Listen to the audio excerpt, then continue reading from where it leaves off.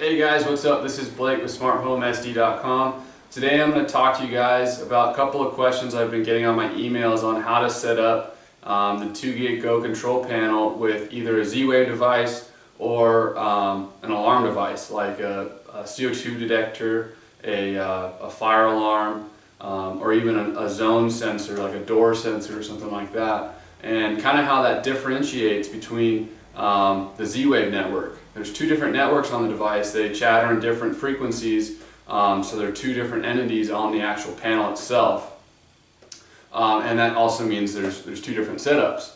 One of the things that I've had a lot of comments on is how the 2 gig Go control panel is locked. They have a default password on there, and you can find it online. They try to hide it just so you guys don't go out and start messing with all the different alarm settings. The alarm company doesn't want to come out and redo it all. But it's really basic. If you stick with this video, I'll walk you straight through it. I mean, come on, you saw the guys coming over to your house to set it up. They're no rocket scientists. So just bear with me. Today I'm going to show you how to set up a CO2 detector that works on the 2 gig Go control panel alarm frequency, and then a dimmer switch that works on the Zwave frequency. So bear with me. Alright guys, here's a close-up of the 2 gig Go control panel. Here's my CO2 detector that I am going to install. I already put the battery in here, and I'm going to put the tamper lid back on. We're going to have to use this later. And just go ahead and put this off to the side here. And we're going to go into the Installer Toolbox. This is the part that the installer might have locked. So if that's the case, you're going to have to get in contact with them. But for the most of the people out there, they're going to have the default password, and you guys are going to be good to go. So let's go into security, and go into menu, and we're going to go into our own toolbox. So let's go toolbox, and my generic code right now is just 1111. And here's our own toolbox, and we're going to scroll over 3 pages to Installer Toolbox. This is where they can lock you out. The generic code is 1561. I'm going to be putting a cheat sheet out on my website, and that'll have it on there. So let's go 1561. If that does not work, go ahead and stop this video right now. You're going to have to get in contact with your alarm company, and hopefully they'll revert it for you back to the default settings. If not, that's kind of screwed, I think. But anyways, let's keep pushing along for the guys that get in here. We're going to go into system configuration. So go ahead and click on that. And this is a list. If you think of a grid system with your first sensor, next sensor, one after that, going from left to right, that's exactly what this list does. It just shows you a label for the categories though. So let's say this is back door. This is number 1, and we're going to go right to number 2, and that's garage door. So as you can see, if I keep going here, number 3, front door. These are all the different sensors in my house. I have 9 different sensors, so we can go all the way, as we keep going here, to 10, and you can see it's blank. I can add something there. Now the grid goes from top to bottom. So if we press down, because we're going to add our CO2 detector, you can see it's unused. So best thing to do, and there's going to be instructions on this, whatever device you get, but you know, it can be a little difficult if you're just reading the paper that they give you. So this is 00 unused, and again we can scroll right or left here. You can see entry, exit 1, that's not what we want. Keep scrolling. Exit entry 2, that's not what we want. So I'm just going to keep scrolling here until I see 24-hour CO2 detector. So right here, number 14 is 24-hour carbon monoxide detector. So just for demonstrations, I'm going to go back to the left, one more, and you can see 24-hour auxiliary alarm and one more 24-hour fire. This is what most people will be adding to their system, is the fire detectors, because you can get them online pretty reasonably. So that's 24-hour fire, but that's not what we want for this video. We want CO2, so 24 hours carbon monoxide. We're going to go down to another option, and this is the RF sensor 10-digit equipment code. So if we scroll left or right, you're going to see different devices that 2GIG sells. This is their window door contact. So let's keep scrolling right. This is a sensor. This is a glass break detector. Let's keep moving. Smoke detector. These are the ones I sell, is the Smoke 3 2GIG smoke detector. Let's keep going. There's a C01 3 US. I think that's the one we want. C01 345 CO detector. Oh, actually, I'm sorry. We want the C03. You can look on the box. See how it says 2GIG CO3 345. So let's keep going here. Here we go. This is CO3 345 2GIG CO detector, US and Canada. That's exactly what we want. So that's good to go. Now let's keep moving down our options here. This is a 10-digit serial number. Most of the time it's only 6 digits. I'm sorry, 7 digits. And what we can do is, it's kind of hard to see, but there's a serial number. It's called their TX ID number. It's this, for this one, it's 0241576. You can type that in. Another easier way to do this is to actually take the device, and we're going to press Shift Learn. So Shift Learn, the Learn button pops up, so we're going to press Learn, and it says waiting for RF sensor. So what we're going to do is we're going to trip. We just tripped the tamper sensor by taking this off. So the tamper sensor is if someone takes this off your wall, this tamper sensor is going to go off, obviously. And you can see here that it found it.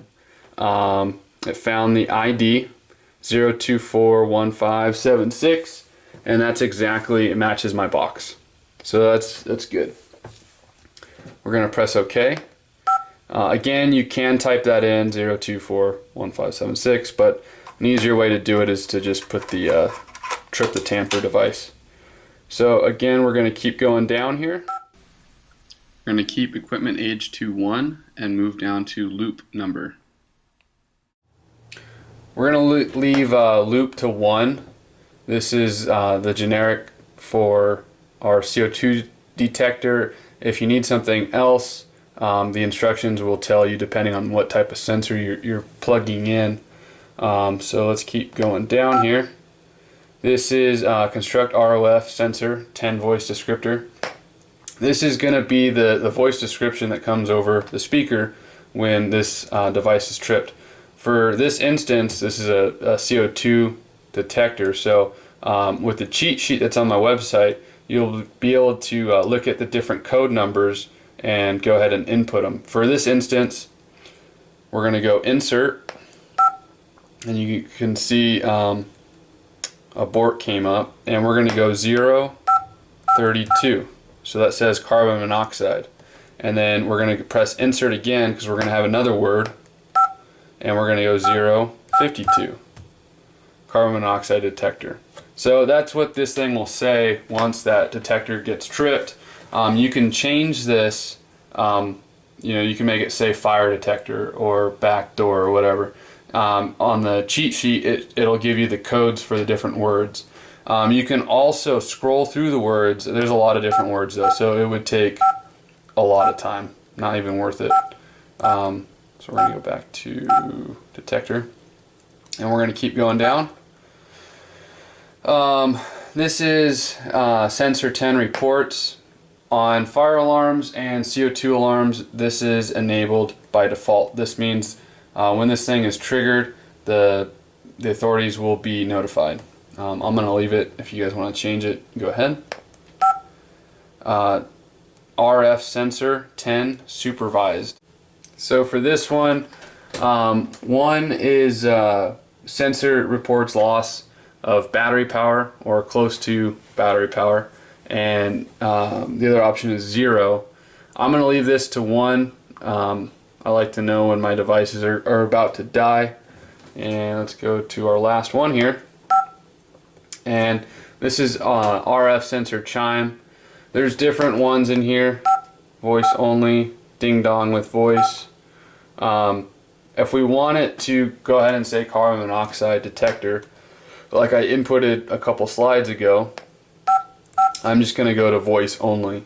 If you want a ding dong with voice, that's what you'd put. If you want just a ding dong, you can put that too. So I'm just going to go to voice and keep going. And once you go to the last slide, that is it completes our setup. So that's good. It'll give you a summary of what we kind of set up here. Voice only, da da da da da. And we can just go ahead and actually press skip here. And at this point, we can go ahead and press end. If you messed up and you don't want to save changes, you're going to click on Save Changes and unhighlight the check mark. But I'm good with what we set up, and I'm going to press exit. And it's going to reboot. Alright guys, so we're back with our 2 gig system here. I'm going to show you basically how this thing works now. There's a tamper switch, or actually a test switch on the CO2 detector. Same with the fire alarms. And what we're going to do is just hold this down. Make sure you have your phone handy, because if you have it set up right, they'll be giving you a call if you're hooked up to the alarms companies. But all you're going to do is hold it down. Let it beep. Hold it down for about 5 seconds, I want to say. Carbon monoxide detector. System disarmed, ready to arm. So there you have it. This thing is fully functional. What I would do now, I'm not going to do it in the video, but what I would do now is actually place this where I'm going to put it, and actually run another test, and make sure it works from either the range, or make sure there's no interference, so it's working properly. Definitely look online to see what the best placement for the CO2 detector is. Online has a lot of good information on where you should put some of these detectors at to keep you more safe. So now we're going to go ahead and go into our hook up our Zwave devices. Some of you guys will have this service button. Most of you won't when you first get these panels. So I'm going to show you how to actually enable that. And we're going to go through the same toolbox. We're going to go into Home Security menu, Toolbox. And we're going to go into our Installer Toolbox. Again, this is 1561. And we're going to go into System Configuration. An easy way to go through all these different sensors, and there's not only sensors on this list, there's also activating Zwave, and that's what I'm going to show you now. We can go ahead and press the Go To button, and we are going to type in 79. And there we have it. There is our question number 79. Select Zwave feature 0 to 3. I choose to use 3, and the reason being is I can go online and set up my scenes online, as well as control some of the Zwave features online. The one thing you can't do is you're going to have some features that you can do directly on the panel. You can't, like with this setting, you can't do any settings on the panel itself now. You have to do it all online. And like for instance, let's go to 79 again, and we go to 2. Enable on panel remote access disabled. So all your scenes and devices will be enabled on your panel, and you'll be able to control it all through here, but you won't be able to control it online. And finally, what most of you guys will have is disabled but visible. Most of you guys will have actually 0, disabled and hidden. So disabled and visible, that's like, hey, here's a little tease for you from the alarm companies. Here's some Z-Wave stuff, but you can't use it. So you can turn this on by going to number 3, enabling it. And that we're not completely done yet. Let's go ahead and go to question number 80. We're just going to press the up button. I'm sorry, down button. So question number 80, select Z-Wave switches features. This is for our dimmer switch. We're going to enable it. 0, which will probably be on your panel, is unenabled. And we're going to keep going down to thermostats, and we're going to make sure this is at 1. And again, we're going to go to door locks and make sure this is at 1. This will enable you to add door locks, thermostats, and switches. And now we're going to press end, and again, save changes. We're going to press exit, and again, it's going to reboot, and you should have those extra switches on your panel once it reboots. Okay guys, so my panel's back up. We can go into services, and you should have all this stuff: switches, thermostats, door locks, scenes. There'll be one more button up here if you don't enable online connection with this. If you just have solely panel connection, you're gonna have one more box here. I want to say it says triggers. I don't really remember. Let's go ahead and go into our settings box, and this one will be your code at first. Oh wait, hold on. 1561. I'm sorry, that's the master code 1561. So this is another thing that's locked behind that, and that's adding devices, remove devices. We can go to Advanced Toolbox, and here learn controller, reset controller, view controllers, a lot of different settings.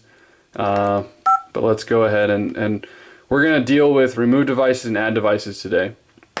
The next thing I'm going to do is actually take this off the wall. A lot of people don't know that you need to do this with Z-Wave, but once you start pairing Z-Wave devices with their controllers, they pair in a very low power mode. So that means your next door neighbor can't hijack some of your switches when you're trying to add them onto your network. So you have one screw right up here. I'm going to unscrew this. You're going to get a tampering report. I'm going to pull this off, and I'm going to disconnect the power, and this has batteries in it, and we should be, it'll stay powered while we add devices around the house. So right now I'm going to take this off the wall and walk you through adding a Z-Wave device. Here's the 2 tools you're going to need: just a standard Phillips screwdriver and a little flathead screwdriver. And I'll show you what we're going to use that for. It's going to be for the inside terminals. Keep your phone handy. Depending on how your system's set up, you might get another call from the alarm company because you're taking this off the wall. There is a tamper setting on this. Pull this off. There is a hanger on these, so you can hang this on your wall while you're working. And there's 2 terminals on here. There's a positive 14 volt, and there's a negative 14 volt. We're going to disconnect these, and there's just 2 terminal screws here. There's one. One's a little tighter. And there you have it. Try not to touch these together. Could cause a spark. If you hold both of them, I guess you should have unplugged this before, but if you did hold both of them, you're not going to get shocked terribly. Just 14 volts. So there you have it. There's our panel. You can see it's still on. We're going to move over to our light switch now, and I'm going to show you how to you can see it's saying it's being tampered with. It's going to do that. But we're going to move this over to our light switch, and I'm going to show you how to add it. Alright guys, so here's the light switch I'm going to add. Here's my Go control panel. You can see I'm totally disconnected here. No wires. You're going to hear this thing keep beeping and beeping and beeping about it being tampered and there's no power and it's real angry right now. But here you'll see. First thing we're going to do is go into services. And I recommend you do this with all Z-Wave devices. And the first thing we want to do is go into our settings, 1561, and we're going to remove it. I know it sounds funny, but we're going to remove all devices and clear the information that was in this device prior, even if it was off the showroom floor. You're still going to go ahead and remove the device, and the way we do that is actually press a button on the device to activate it, and you can see that it found it. It says a device has been removed from the network. Another clue, as you can see this has worked, is the LED light on this switch. Other switches, this is an intermatic switch, but other switches will also have some type of lighting device that'll tell you that it's either paired or unpaired and whatnot. So we'll go back home on our panel, and we're going to go to services, and we're going to go back into our Installer Toolbox, 1561, and we're going to go to add device, and we're going to press another button on our switch, and I mean, as soon as I pressed it, you saw that it went ahead and it now has added this device. Now with locks, thermostats, it's going to take a little bit longer than that. They're battery powered devices, so just keep that in mind when you're doing this. But this one is added. Locks are sometimes a little bit funnier. You got to be about 3 feet away, and it'll take 20 to 30 seconds for the 2 gig panel to actually pair with them. So let's go into services now. I'm going to show you how this light works. It's going to pop into our switches button, and there we have, it's the intermatic multi-level power switch or dimmer switch. And for all dimmer switches, you're going to be able to adjust the power to it. So let's first go on and off, and I'm going to show you with my lights. Off, on, and let's say we want to dim it. So you can see it actually works really well on the panel itself. Now if you're using let's beam this all the way up so you can see it. If you're using a iPad or iPhone, one of those devices, there's going to be a little bit of delay. The reason for that is it's got to go from your phone to the cell towers to this cell card that's in here. Most of you will have this cell card right here. So this all works off of a cellular tower and not Wi-Fi. So just keep that in mind. The 2 gig control panels, there's more lag time than like the Veralite, which works off your Wi-Fi network. But there you have it. We're pretty much done here. You can set like a scene. It says acquiring Z-Wave devices, which this is normal. Why this is doing this, you can do this same setup with CT30 thermostats, with quick set door locks.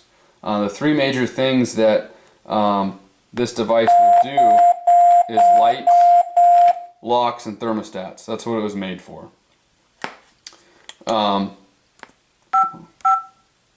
So you can see I can run home, run away, run fire. So when I run away, this is one of my scenes that I set, my lights go down, all my door locks, and and that's that scene. If I run fire, or if the fire alarm goes off, it will open up all my doors.